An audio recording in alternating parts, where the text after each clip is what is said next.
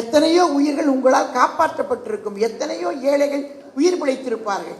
அந்த பணியை செய்யக்கூடியவர்கள் கழகத்திலே இருக்கக்கூடிய அண்ணன் எடப்பாடியார் அவர்கள் முதலமைச்சராக வரக்கூடிய இந்த பணியையும் சேர்த்து செய்ய வேண்டும் என்று நான் உங்களை எல்லாம் கேட்டுக்கொள்கிறேன்.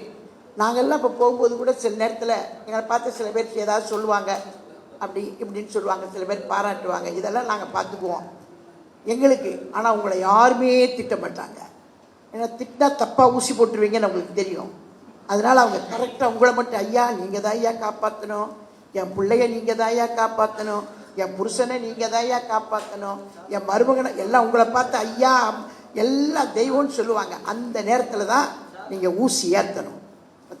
டாக்டர் சொன்னார் பாருங்க, தங்கத்தை கொடுத்தது, அதை கொடுத்தது, இதை கொடுத்தது, இந்த சாதனைகள் எல்லாம். இப்போ அண்ணன் 10 அறிவிப்பு வச்சுருக்கிறாரு. இந்த 10 அறிவிப்பையும் சின்ன துண்டு சீட், அவங்க மெடிக்கல் சீட் மருந்து எழுதுறீங்க பாருங்க, உங்கள் கையெழுத்து மாதிரி எழுதிடாதீங்க. அது ரொம்ப பேருக்கு பிடிக்காது. இப்போ பார்மசி கடைக்கு மட்டும்தான் தெரியும் உங்கள் கையெழுத்தில் என்ன மாத்திரை இருக்குன்னு. அது மாதிரி கொடுக்க வேண்டாம். ஒரு சின்ன நோட்டீஸு, அண்ணனுடைய சாதனை, இந்த 10 அறிவிப்புகளை சின்ன நோட்டீஸ் போட்டு டேபிளில் வச்சுக்கோங்க. ஊசி போடும்போதே இந்த நோட்டீஸ் எடுத்து இப்படி கொடுத்துருங்க. அவங்க ஊசி ஏற்றுற மாதிரி இருக்கும், நோட்டீஸை பார்த்த மாதிரி இருக்கும். ஒரே கல்லில் 2 மாங்காய்.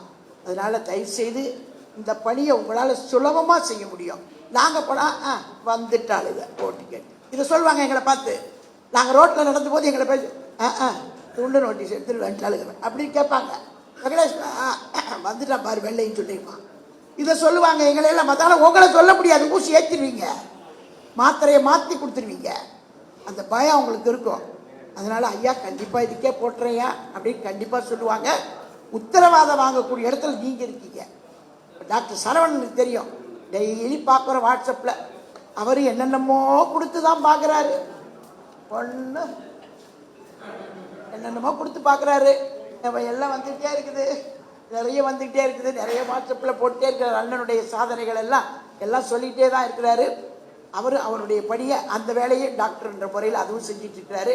நீங்கள் எல்லாம் படித்தவங்க, உங்களுக்கு நான் அதுக்கு மேலே நான் சொல்ல விரும்பலை. ஏன்னா உங்களுக்கு எந்த அவமானத்தையும் நீங்கள் சந்திக்க வேண்டிய அவசியம் இல்லை. எந்த இதையும் சந்திக்க உங்களுக்கு நீங்கள் பூரா உங்களை வெற்றி கழிப்பிலே உட்காந்துருக்கலாம். அதனால் தயவுசெய்து நீங்கள் எல்லாருமே இந்த தேர்தலை ஒரு சவாலாக எடுத்துக்கிட்டு, இந்த தேர்தலை மிக முக்கியமான தேர்தல், இந்த தேர்தலை நம்ம வெற்றி பெறலைன்னா உண்மையிலேயே அது மிகப்பெரிய நமக்கு பேரிழப்பாயிடும்.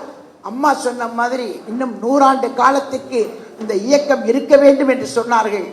அதை மனதிலே வைத்துக் கொண்டு நீங்கள் எல்லாம் கடுமையாக பாடுபட வேண்டும் என்று உங்களை நான் இந்த நேரத்திலே கேட்டு விடைபெறுகிறேன். நன்றி.